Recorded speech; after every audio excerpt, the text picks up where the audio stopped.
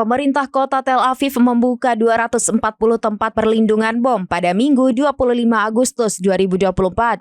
Langkah ini diambil saat Israel dan Hizbullah terlibat saling serang menggunakan jet tempur dan roket. Pemerintah Tel Aviv mengatakan tempat perlindungan bom dibuka atas instruksi Komando Front Dalam Negeri. Nantinya, penduduk ibu kota dapat langsung menuju ruang bawah tanah demi keselamatan.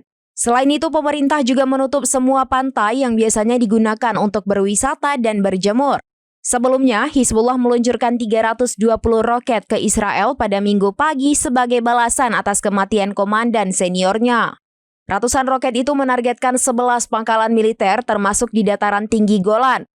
Sementara Israel mengerahkan 100 jet tempur untuk menghancurkan ribuan peluncur roket Hizbullah yang tersebar di 40 titik di Lebanon.